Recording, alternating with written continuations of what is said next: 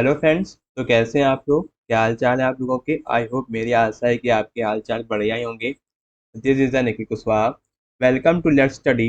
Let's study में आपका स्वागत है फ्रेंड्स। आज हम इस वीडियो सेशन में डिस्कस करेंगे जो आपके सीटेट ऑनलाइन एग्जाम हुए थे, सीटेट दिसंबर जनवरी 2022-2023 को, जो सीबीएसई के द्वारा कंडक्ट किए गए थे, उनके हम इस वीडियो सेशन में ऑनलाइन एग्जाम की क्वेश्चन पेपर को सॉल्व करेंगे और डिटेल में डिस्कस करेंगे फ्रेंड्स। आई होप यह वीडियो सेशन आपको पसंद आएगा। अगर आप हमारे वीडियो में पहली बार आए हैं या हमारे यूट्यूब चैनल लेट्स स्टडी पर पहली बार आए हैं या फर्स्ट टाइम विजिट किया है, तो हमारे यूट्यूब चैनल लेट्स स्टडी को सब्सक्राइब करें, बेल आइकन पर प्रेस करें, ताकि हमारे यूट्यूब चैनल लेट्स स्टडी के माध्यम से आपको सभी लेटेस्ट एजुकेशन वीडियो के अपडेट्स टाइम से मिल सके, आप तक टाइम से पहुंच सकें। अगर वीडियो सेशन में अगर वीडियो सेशन अच्छा लगे तो वीडियो को ज़्यादा से ज़्यादा लाइक करें और ज़्यादा से ज़्यादा शेयर करें अपने फ्रेंड्स को, ताकि ये जो टीचिंग एग्जाम की तैयारी कर रहे हैं उनके लिए यह वीडियो उनके लिए बहुत ही हेल्पफुल रहे, बहुत ही मददगार साबित हो, बहुत बेनिफिशियल रहे यह वीडियो। तो चलिए फ्रेंड्स, वीडियो सेशन को स्टार्ट करते हैं। तो फ्रेंड्स, वीडियो सेशन में हम लोग डिस्कस करेंगे सीटेट दिसंबर जनवरी 2022 और 2023 के क्वेश्चन पेपर जो सीबीएसई के द्वारा कंडक्ट किए गए थे। तो हम लोग डिस्कस करेंगे सीटेट पेपर 1, जो आपका 29 दिसंबर यानी कि 29 दिसंबर 2022 को कंडक्ट किया गया था सीबीएसई के द्वारा। उनके हम 29 दिसंबर 2022 के सीटेट पेपर 1 में, जिसमें हम डिस्कशन करेंगे ईवीएस के, केवल ईवीएस के 15 कंटेंट बेस्ड क्वेश्चन जो आपके ऑनलाइन एग्जाम में पूछे गए थे, तो उनके हम क्वेश्चंस के आंसर डिटेल में डिस्कस करेंगे और समझेंगे। तो चलिए फ्रेंड्स, वीडियो सेशन को स्टार्ट करते हैं। तो फ्रेंड्स, ये है आपका 29 दिसंबर 2022 का सीटेट पेपर 1, जिसमें हम लोग डिस्कशन करेंगे ईवीएस के 15 कंटेंट बेस्ड क्वेश्चन जो आपके क्वेश्चन नंबर 61 से लेकर क्वेश्चन नंबर 75 तक आपके सीटेट पेपर 1 में आपके क्वेश्चंस आए थे आपके ऑनलाइन एग्जाम में। तो चलिए फ्रेंड्स, वीडियो सेशन को स्टार्ट करते हैं और सॉल्व करना स्टार्ट करते हैं। फ्रेंड्स, यहाँ से आपकी ईवीएस के क्वेश्चन नंबर 61 से लेकर क्वेश्चन नंबर 75 तक आपके ईवीएस के 15 कंटेंट बेस्ड क्वेश्चंस आपके आते हैं। तो चलिए फ्रेंड्स, सॉल्व करना स्टार्ट करते हैं। तो आपका पहला क्वेश्चन है ईवीएस का क्वेश्चन नंबर 61।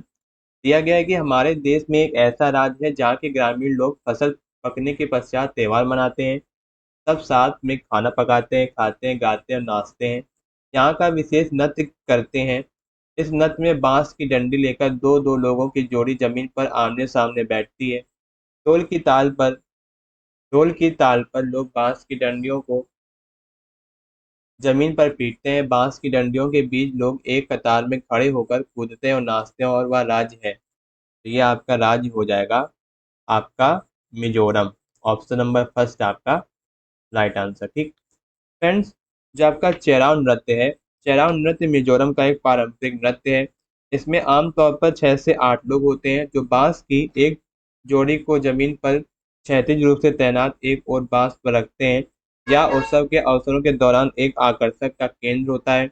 2010 में एक गिनीज वर्ल्ड रिकॉर्ड बनाया गया था कि जिसमें एक ही समय में सबसे अधिक चेराव नर्तकों ने प्रदर्शन किया था। इसे मिजोरम के सबसे पुराने नृत्य रूप के रूप में भी जाना जाता है।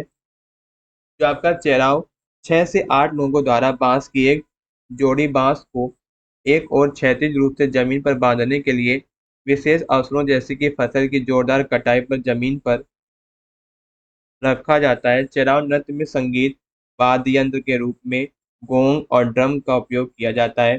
चेराव नृत्य मिजोरम के पारंपरिक और सबसे पुराने नृत्यों में से एक है। इसमें मिजोरम के सबसे पुराने नृत्य रूप के रूप में भी जाना जाता है। इसे बांस नृत्य के रूप में भी जाना जाता है। यह मिजोरम में सबसे प्रसिद्ध नृत्यों में से एक है और उत्सव के अवसर के दौरान आकर्षण का केंद्र होता है। तो इसी प्रकार जाके बांस की डंडियों के बीच लोग एक कतार में खड़े होकर कूदते हैं और नाचते हैं, वह राज्य है आपका मिजोरम। तो चलिए फ्रेंड्स, हम लोग अब आगे बढ़ते हैं। अब आपका अगला क्वेश्चन है क्वेश्चन नंबर 62।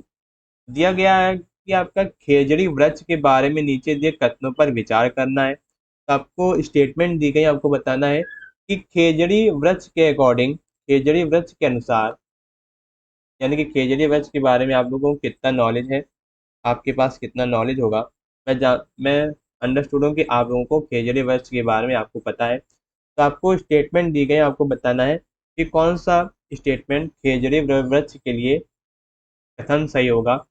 इसमें से जो आपका खेजड़ी का जो वृक्ष है, इसमें जो आपकी पहली स्टेटमेंट होगी, दिया गया है, कथन दिया गया है, यह वृक्ष मुख्यतः रेगिस्तानी क्षेत्रों में पाया जाता है। ये बिल्कुल करेक्ट है। इसे बढ़ने के लिए अधिक पानी की आवश्यकता नहीं होती है, बिल्कुल सही। और जो आपका अगला स्टेटमेंट है, अगला कथन है, इसकी छाल दवाई बनाने के काम आती है और इसकी लकड़ी को कीड़े भी नहीं लगते हैं। तो इसमें ये भी आपका जो ऑप्शन नंबर सी है, ये आपका करेक्ट होगा। दिया गया है ऑप्शन नंबर डी, दिया गया है कथन नंबर 4, इसमें तन में पानी इकट्ठा होता है जिसे लोग पतली पाइप द्वारा पीते हैं। तो ये आपका गलत हो जाएगा, option number D. Option number ई दिया गया है, यह वृक्ष छायादार नहीं है। ठीक, ये बिल्कुल गलत है।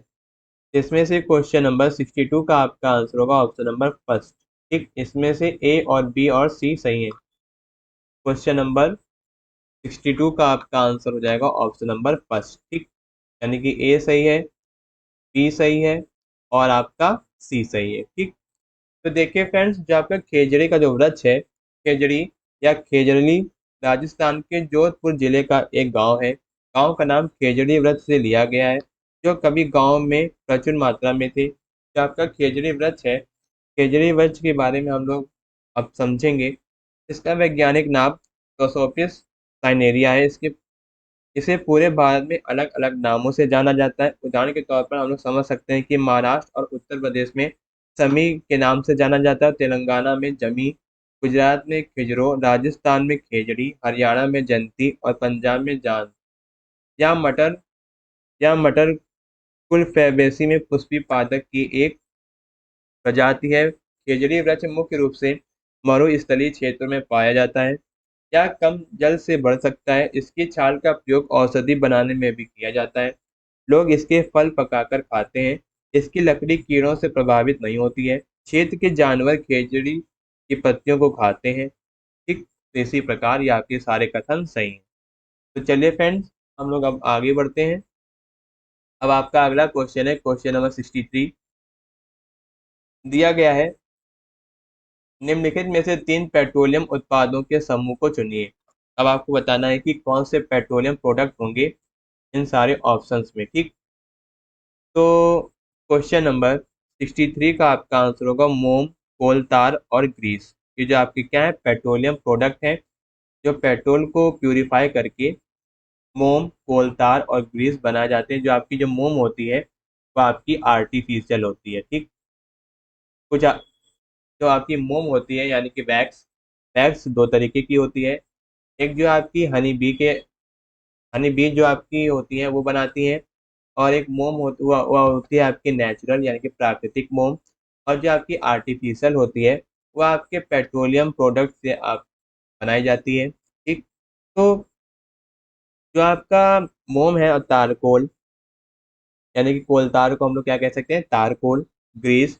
देखिए, ईंधन घरेलू और औद्योगिक क्षेत्रों और उद्देश्यों के लिए ऊर्जा के स्रोत मुख्य रूप से लकड़ी, काष्ठ, कोयला, पेट्रोल, केरोसिन आदि है। इन पदार्थों को ईंधन कहा जाता है, यानी कि फ्यूल कहा जाता है। एक अच्छा फ्यूल या एक अच्छा ईंधन वह है जो आसानी से उपलब्ध है, सस्ता है, धीमी गति पर हवा में आसानी से जलता है और बड़ी मात्रा में गर्मी पैदा करता है, यानी कि हीट प्रोड्यूस करता है। पेट्रोलियम को कच्चे तेल से निकाला जाता है। कच्चे तेल के प्रभावी आसवन की मदद से न केवल कच्चे तेल के प्रभावी आसवन की मदद से न केवल पेट्रोलियम बल्कि बड़ी संख्या में उत्पादों का भी निष्कर्षण किया जाता है। पेट्रोलियम के उत्पाद में, यानी कि जो आपके पेट्रोलियम प्रोडक्ट हैं, वो आपके पैराफिन, मोम, कोल तार, ग्रीस, बिटुमेन और ओगन तेल है आदि। जैसे petroleum gasoline, naphtha, paraffin, diesel, ईंधन तेल, ओगन तेल, बिटुमेन और कुछ ठोस कार्बन तत्व है। ठीक, चलिए फ्रेंड्स, अब हम लोग आगे बढ़ते हैं। अब आपका अगला क्वेश्चन है, क्वेश्चन नंबर 64। ये आपका डायरेक्शन से रिलेटेड क्वेश्चन दिया गया है। ठीक, इसमें आपको बताना है कि कोर्ट के सापेक्ष एडवोकेट की घर की दिशा कैसी होगी। तो क्वेश्चन नंबर 64 का आपका आंसर होगा उत्तर पश्चिम की ओर। ठीक, ऑप्शन नंबर सेकंड आपका राइट आंसर। चलिए फ्रेंड्स, अब हम लोग आगे बढ़ते हैं। अब आपका अगला क्वेश्चन है क्वेश्चन नंबर 65। जो आपका क्वेश्चन नंबर 65 है, इसमें दिया गया है आपको निकालना है औसत चाल, यानी कि एवरेज निकालना है, एवरेज वेलोसिटी। ठीक, औसत चाल निकालना है आप लोगों को। ठीक, average speed of the train, यानी कि जो आपकी ट्रेन है, ट्रेन की एवरेज स्पीड क्या होगी, यानी कि ट्रेन की औसत चाल क्या होगी। तो देखिए फ्रेंड्स, जो आपके 12 सितंबर 2022 को एक ट्रेन में सवार हुआ एक लड़का, यह ट्रेन 17:30 बजे वलसाड से चलकर 14 सितंबर 2022 को 5 बजकर नगर कोइल पहुंची। यदि इस समय अंतराल में कोई ट्रेन द्वारा चली गई दूरी 2059 किलोमीटर है, तो आपको बताना है कि तो ट्रेन की औसत चाल क्या होगी, यानी कि आपको क्या निकालना है, एवरेज स्पीड ऑफ ट्रेन। तो फ्रेंड्स, इनके बीच में जो आपका कुल समय होगा, इनके बीच में जो आपका टोटल टाइम होगा, वह आपका होगा 35 घंटे, यानी कि 35 आवर्स 30 मिनट। ठीक, तो कितना हो गया, 35.5 आवर्स। ठीक, और फिर इसके बाद आप लोगों को क्या करना है, औसत चाल यानी कि एवरेज स्पीड निकालने के लिए आप लोगों को क्या करना होगा, जो आपकी दूरी दी गई है, यानी कि टोटल डिस्टेंस दिया गया है 2059। ठीक, इसमें हम लोग क्या करेंगे, 35.5 को हम लोग डिवाइड कर देंगे। तो क्या आ जाएगा आपका, आ जाएगी ट्रेन की औसत चाल, यानी कि एवरेज स्पीड आ जाएगी ट्रेन की, कितनी आएगी, 58 किलोमीटर पर आवर। ठीक, तो क्वेश्चन नंबर 65 में आपका आंसर हो जाएगा option number third, 58 kilometre per hour. Option number third आपका राइट आंसर। चलिए फ्रेंड्स, हम लोग आगे बढ़ते हैं। अब आपका अगला क्वेश्चन है क्वेश्चन नंबर 66। दिया गया है कि निम्नलिखित में से कौन सी परियोजना मिशन गंगा जल को स्वच्छ करने के लिए एक विकल्प है। तो क्वेश्चन नंबर 66 का आपका आंसर हो जाएगा राष्ट्रीय स्वच्छ गंगा मिशन और Ganga action plan. Option number third आपका राइट आंसर होगा। ठीक, तो देखिए फ्रेंड्स, जो आपका गंगा का जो प्रदूषण है, गंगा हिमालय में गंगोत्री से बंगाल की खाड़ी में गंगा सागर तक 2500 किलोमीटर से अधिक की यात्रा करती है। गंगा नदी उत्तर प्रदेश, बिहार और पश्चिम बंगाल के 100 से अधिक कस्बों और शहरों द्वारा इसे नाले में बदल दिया जा रहा है, जो इसमें से अपना कचरा और जो आपका वेस्ट प्रोडक्ट है वो इसमें मिलता है आकर आकर और जो आपका गंगा कार्य योजना है, जो आपकी गंगा कार्य योजना है, या भारत की तत्कालीन प्रधानमंत्री श्री राजीव गांधी द्वारा वर्ष 1985 यानी कि 1985 में शुरू की गई थी, एक मल्टी कोर परियोजना। और एक आपका है नमामि गंगे परियोजना, जो आपके प्रधानमंत्री जी श्री नरेंद्र मोदी की अध्यक्षता में केंद्रीय मंत्रिमंडल ने इसे हरी झंडी को मंजूरी दी। नमामि गंगे जो आपका कार्यक्रम है, एक एकीकृत संरक्षण मिशन है, जिसमें प्रमुख कार्यक्रम में रूप में अनुमोदित किया गया है। इसे जून 2014 में केंद्र सरकार द्वारा अनुमोदित किया गया था। और जो आपका आंसर हो जाएगा ऑप्शन नंबर थर्ड, यानी कि राष्ट्रीय स्वच्छ गंगा मिशन और गंगा एक्शन प्लान। चलिए फ्रेंड्स, अब हम लोग आगे बढ़ते हैं। अब आपका अगला क्वेश्चन है क्वेश्चन नंबर 67। दिया गया है कि भोजन के निम्नलिखित समूह में से उस समूह का चयन कीजिए जिसमें सभी इकाई प्रोटीन समृद्ध स्रोत हैं। यानी कि आप लोगों को बताना है कि प्रोटीन का सोर्स किस में होगा, किस ऑप्शन में होगा। तो क्वेश्चन नंबर 67 का आपका आंसर हो जाएगा ऑप्शन नंबर फर्स्ट, अंडा, अंडा, दालें और मछली। ऑप्शन नंबर फर्स्ट आपका राइट आंसर। ठीक, यानी कि जो आपके अंडे और दालों में और मछलियों में क्या होता है, वाइट सोर्स ऑफ प्रोटीन, यानी कि सभी इकाई प्रोटीन समृद्ध स्रोत हैं, कौन से आपके? अंडे, दाल और मछली। चलिए फ्रेंड्स, हम लोग आगे बढ़ते हैं। अब आपका अगला क्वेश्चन है, देखिए फ्रेंड्स, जो आपका प्रोटीन है पोषण वह प्रक्रिया है जिसके द्वारा शरीर द्वारा भोजन ग्रहण किया जाता है और उसका उपयोग किया जाता है। पोषक तत्व भोजन में उपस्थित रासायनिक पदार्थ होते हैं और शरीर को पोषण देने के लिए उत्तरदायी होते हैं। जो आपका पोषक तत्व दो प्रकार के होते हैं। आपका पहला जो है आपका स्थूल पोषक तत्व, दूसरा है आपका सूक्ष्म पोषक तत्व। जो आपका कार्बोहाइड्रेट, प्रोटीन, वसा और तेल स्थूल पोषक तत्व है होते हैं, और जो आपके विटामिन और खनिज होते हैं वो आपके सूक्ष्म पोषक तत्व होते हैं। और फ्रेंड्स, जो आपके बॉडी बिल्डिंग में शरीर में प्रोटीन की आवश्यकता होती है। 1 ग्राम प्रोटीन से 4 किलो कैलोरी ऊर्जा मिलती है। तो प्रोटीन के स्रोत हैं पशु स्रोत, मांस, मुर्गी पालन, मछली, अंडे, और डेयरी आधारित है जो आपके क्या है? पनीर। और पौधों के स्रोत क्या क्या है आपके? सोयाबीन, यानी कि सोयाबीन में जो लोग शाकाहारी हैं वो लोग, आप लोग सोयाबीन खा सकते हो, मटर खा सकते हो, दालें खा सकते हो और अन्य फलियां खा सकते हो। ठीक, उनमें क्या होता है? बहुत ज़्यादा क्या होता है? प्रोटीन होता है, और आपके शरीर के लिए बहुत ही लाभदायक है, और बहुत ही आवश्यकता होती है शरीर के लिए प्रोटीन की। तो चलिए फ्रेंड्स, अब हम लोग आगे बढ़ते हैं। अब आपका अगला क्वेश्चन है, क्वेश्चन नंबर 68। दिया गया है कि निम्नलिखित में से वह युगल चुनिए जो हमारे देश के एक राज्य और एक केंद्र शासित प्रदेश से मिलकर बना है। तो क्वेश्चन नंबर 68 का आपका आंसर हो जाएगा अरुणाचल प्रदेश और पौंडुचेरी। ऑप्शन नंबर फर्स्ट आपका राइट आंसर। ठीक फ्रेंड्स, वर्तमान में भारत में 48 राज्य और 8 केंद्र शासित प्रदेश हैं। मणिपुर भारत में एक पूर्वांचल राज्य है। केंद्र शासित प्रदेश भारत के केंद्र सरकार द्वारा सीधे शासित संघीय क्षेत्र है। भारत का राष्ट्रपति प्रत्येक केंद्र शासित प्रदेशों के लिए एक प्रशासक या लेफ्टिनेंट गवर्नर नियुक्त करता है। भारत में केंद्र शासित प्रदेश है आपके राष्ट्रीय राजधानी क्षेत्र दिल्ली, अंडमान व निकोबार द्वीप समूह, दादरा और नगर हवेली और दमन और दीव, चंडीगढ़, लक्षद्वीप, लद्दाख, पौंडीचेरी, जम्मू और कश्मीर। जो आपके दिल्ली, जम्मू और कश्मीर और पौंडीचेरी को 8 केंद्र शासित प्रदेशों के बीच आंशिक रूप से राज्य का दर्जा दिया गया है। इन 3 केंद्र शासित प्रदेशों की अपनी स्थानीय रूप से चुनी हुई विधानसभा और सरकार है। ठीक, और 31 अक्टूबर 2019 को लद्दाख भारत का केंद्र शासित प्रदेश बन गया। लद्दाख भारत का सबसे बड़ा केंद्र शासित प्रदेश है जिसे लघु तिब्बत भी कहा जाता है। वर्तमान उपराज्यपाल राधा कृष्ण माथुर थे।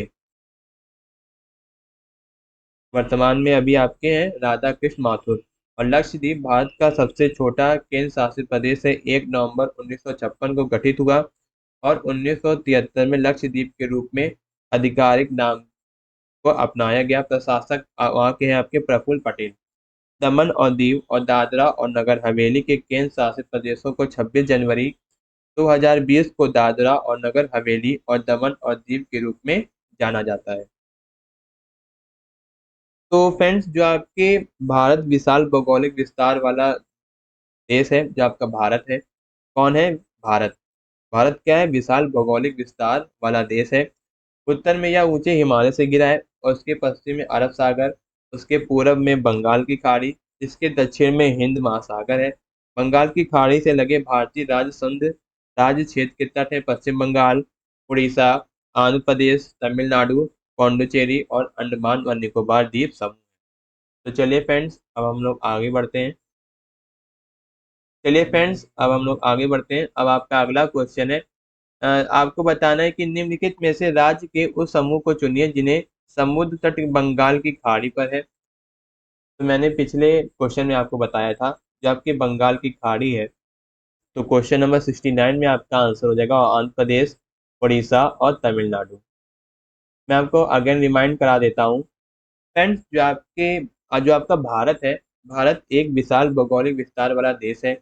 उत्तर में यह ऊंचे हिमालय से घिरा है। इसके पश्चिम में अरब सागर है। इसके पूरब में बंगाल की खाड़ी है। इसके दक्षिण में हिंद महासागर है। और बंगाल की खाड़ी से लगे भारतीय राज्य क्षेत्र के तट हैं, जो आपके हैं पश्चिम बंगाल, उड़ीसा, आंध्र प्रदेश, तमिलनाडु, पौंडुचेरी, अंडमान व निकोबार द्वीप समूह। ठीक, इसीलिए क्वेश्चन नंबर 69 का आपका आंसर हो जाएगा आंध्र प्रदेश, उड़ीसा और तमिलनाडु। ठीक। तो चलिए फ्रेंड्स, अब हम लोग आगे बढ़ते हैं। अब आपका अगला क्वेश्चन है। अब आपको बताना है कि मध्य प्रदेश के 3 समीपवर्ती राज्य हैं। तो क्वेश्चन नंबर 70 में आपका आंसर हो जाएगा option number first, Uttar Pradesh, Chhattisgarh और महाराष्ट्र। ठीक, ऑप्शन नंबर फर्स्ट आपका राइट आंसर। ठीक है।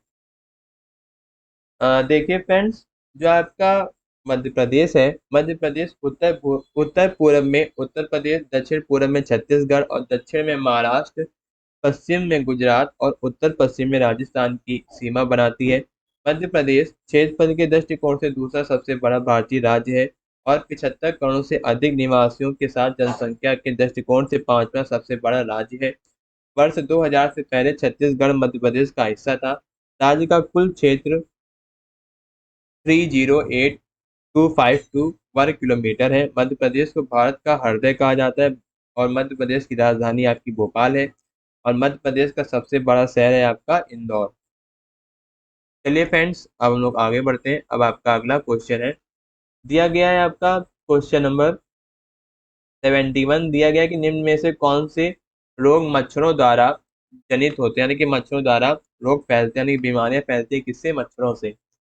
तो क्वेश्चन नंबर 71 में आपका जो डेंगू है और मलेरिया है, ये आपका किससे फैलता है, आपके मच्छरों से फैलता है। ठीक, तो इसीलिए क्वेश्चन नंबर 71 का आपका आंसर हो जाएगा ऑप्शन नंबर थर्ड। ठीक, डी और डी, ऑप्शन नंबर थर्ड आपका राइट आंसर। फ्रेंड्स, विभिन्न रोग जानवरों के कारण होते हैं और अनेक द्वारा मनुष्यों में संचारित होते हैं। जो आपका डेंगू है, डेंगू मादा एडिस मच्छर द्वारा फैलता है।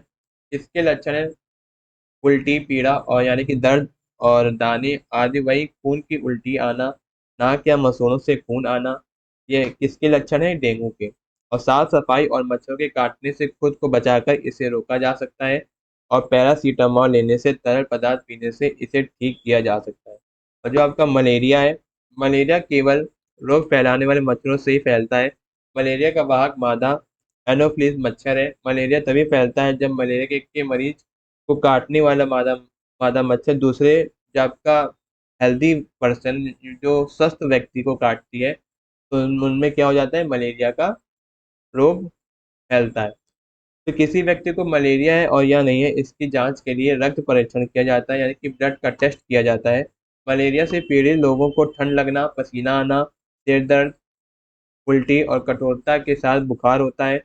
मलेरिया प्रोटोजोआ प्लाज्मोडियम के कारण होता है। प्राचीन काल में मलेरिया की दवा बनाने के लिए सिनकोना के पेड़ की सूखी और चूर्ण छाल का उपयोग किया जाता था। पहले लोग छाल के चूर्ण को उबालकर पानी को छानकर रोगी को देते थे। अब इसे कुरेन के रूप में गोलियां बनती हैं और मरीजों को क्लोरोक्विन दी जाती है। तो इसी प्रकार जो आपके मच्छरों से जो आपके रोग फैलते हैं, वो आपके कौन से रोग हैं, वो आपके डेंगू और मलेरिया है। जो आपके डेंगू और मलेरिया है, वो आपके जो रोग हैं किससे फैलते हैं, आपके मच्छरों से। ठीक, तो चलिए फ्रेंड्स, अब हम लोग आगे बढ़ते हैं। अब आपका अगला क्वेश्चन है क्वेश्चन नंबर 72। दिया गया है कि किसी परितंत्र में निहित है। तो क्वेश्चन नंबर 72 का आपका आंसर होगा, एक क्षेत्र के जीवित प्राणी एवं भौतिक कारक दोनों होने चाहिए। ठीक, यानी कि both living organism and physical factor of an area, option number third आपका राइट आंसर। तो फ्रेंड्स, जो आपकी पारिस्थितिकी तंत्र है, एक पर्यावरण के बुनियादी निर्माण खंड का निर्माण करता है। इसमें जैविक और अजैविक दोनों घटक होते हैं, यानी कि बायोटिक और एबायोटिक दोनों कंपोनेंट्स होते हैं और एक दूसरे के साथ उनकी निरंतर बातचीत होती है। जो आपका जैविक कारक है, इसमें उत्पादक, उपभोक्ता और अपघटक शामिल है। सभी जीवित चीजों का पर्यावरण में अन्य जीवों पर प्रत्यक्ष या अप्रत्यक्ष प्रभाव पड़ता है। उदाहरण के तौर पर हम लोग समझ सकते हैं, जो आपके जैविक कारक है यानी कि बायोटिक कंपोनेंट्स हैं, तो आपके उसमें आते हैं पौधे, यानी कि प्लांट्स, एनिमल्स, जानवर, पशु पक्षी और ह्यूमन बींग्स यानी मनुष्य, और सूक्ष्म जीव यानी कि माइक्रो ऑर्गेनिज्म।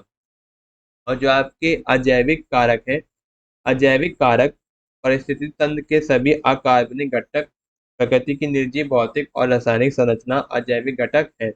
तो उदाहरण के तौर पर हम लोग समझ सकते हैं आपकी भूमि, यानी कि प्लेन, पत्थर, पानी, तापमान, ह्यूमस, जैविक अपशिष्ट, वायु आदि। तो इसी प्रकार किसी परितंत्र में निहित है एक क्षेत्र के जीवित प्राणी एवं भौतिक कारक दोनों। चलिए फ्रेंड्स, हम लोग आगे बढ़ते हैं। अब दिया गया है क्वेश्चन नंबर 73 में आपके राज्य दिए गए हैं और नृत्य दिए गए हैं। आपको बताना है कि किन राज्य में कौन सा नृत्य सही सही युगम का चुनाव करता है, यानी कि किस राज्य में कौन सा नृत्य किया जाता है। तो क्वेश्चन नंबर 73 में आपका आंसर हो जाएगा option number fourth, Andhra Pradesh Kuchipudi. Option number fourth आपका राइट आंसर। ठीक है, तो देखिए फ्रेंड्स, जब आपके कर्नाटक में कथक नहीं, तो ये आपका कथक किसमें, उत्तर प्रदेश में किया जाता है। इसका आयोजन यानी कि जो कथक नृत्य है वो आपका कहाँ पे होता है, उत्तर प्रदेश में, ना कि कर्नाटक में। ठीक। और जो आपका असम बुइया है, ठीक, असम में क्या है, बुइया। जो आपका बुइया है, अरुणाचल प्रदेश में से है। तमिलनाडु में लावणी।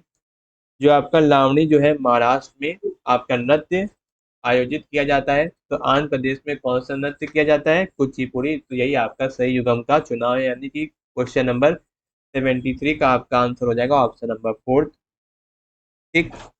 तो चलिए फ्रेंड्स, अब हम लोग आगे बढ़ते हैं। अब आपको बताना है क्वेश्चन नंबर 74 में। क्वेश्चन नंबर 74 दिया गया, निम्नलिखित में से कौन सा एक पौधा घर गैस नहीं है, यानी कि आपको बताना है कि ग्रीन हाउस गैसेस में कौन सी गैस नहीं होती है। तो क्वेश्चन नंबर 74 का आपका आंसर हो जाएगा ऑप्शन नंबर सेकंड N2। ठीक, ऑप्शन नंबर सेकंड। देखिए फ्रेंड्स, जो आपके carbon monoxide green house gas और ग्रीन हाउस प्रभाव पृथ्वी के वायुमंडल में फंसी और ऊर्जा और हमारी धरती को गर्म कंबल से ढकने के लिए इसे धीरे धीरे विकिरण किया जाता है, या अपने तापमान को बनाए रखने के लिए पृथ्वी पर ग्रीन हाउस प्रभाव की प्राकृतिक प्रक्रिया है और पृथ्वी को जीवन के लिए परिपूर्ण बनाता है। ठीक। तो इसी प्रकार आपका क्या आंसर होगा, ऑप्शन नंबर सेकंड N2। चलिए फ्रेंड्स, हम लोग आगे बढ़ते हैं। अब आपका अगला क्वेश्चन है, अब आपका ईवीएस का कंटेंट बेस्ड क्वेश्चन का लास्ट क्वेश्चन है, क्वेश्चन नंबर 75। दिया गया है कि ओजोन की परत के अवक्षय को नियंत्रित करने हेतु 1987 में एक अंतर्राष्ट्रीय संधि पत्र समझौता पर हस्ताक्षर किए गए, जिसे कहा जाता है, तो आपका क्या कहा जाता है, मॉन्ट्रियल सलेक। ठीक, ऑप्शन नंबर सेकंड आपका राइट आंसर। फ्रेंड्स, ये देखिए, जो आपका मॉन्ट्रियल प्रोटोकॉल है, पदार्थों पर मॉन्ट्रियल प्रोटोकॉल, जो ओजोन परत मॉन्ट्रियल प्रोटोकॉल का वर्णन 1987 में किया गया एक अंतर्राष्ट्रीय समझौता है। मॉन्ट्रियल प्रोटोकॉल को व्यापक रूप से सबसे सफल पर्यावरण संरक्षण समझौता माना जाता है। यह सीजीसी क्लोरोफ्लोरोकार्बन जैसे ओजोन क्षयकारी पदार्थों के प्रस्थान के कारण एक अनिवार्य समय सारणी निर्धारित करता है। ठीक। तो इसी प्रकार जो क्वेश्चन नंबर 75 का आपका आंसर हो जाएगा ऑप्शन नंबर सेकंड। ठीक। तो फाइनली फ्रेंड्स, आपके 29 दिसंबर 2022 के सीटेट पेपर 1 के ईवीएस, जो आपका ईवीएस सब्जेक्ट है, ईवीएस सब्जेक्ट के 15 कंटेंट बेस्ड क्वेश्चन यहीं पर ही खत्म होते हैं। तो आई होप यहीं पर ही कंप्लीट होते हैं। तो आई होप आपको यह वीडियो सेशन पसंद आया होगा, पूरा डिस्कशन पसंद आया होगा। हमने सीटेट के ऑनलाइन एग्जाम के केवल ईवीएस कंटेंट बेस्ड क्वेश्चन के 15 कंटेंट बेस्ड क्वेश्चंस के आंसर अच्छी तरीके से डिटेल में समझे, जो आपके ऑनलाइन एग्जाम 29 दिसंबर 2022 को सीबीएसई के द्वारा कंडक्ट किया गया था।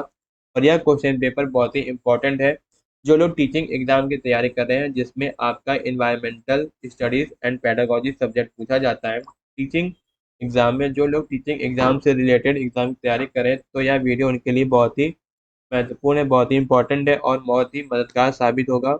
तो प्लीज़ वीडियो को ज़्यादा से ज़्यादा शेयर करें और ज़्यादा से ज़्यादा लाइक करें और ज़्यादा से ज़्यादा शेयर करें अपने फ्रेंड्स को, ताकि यह वीडियो उनके लिए बहुत ही हेल्पफुल रहे, बहुत ही बेनिफिशियल रहे।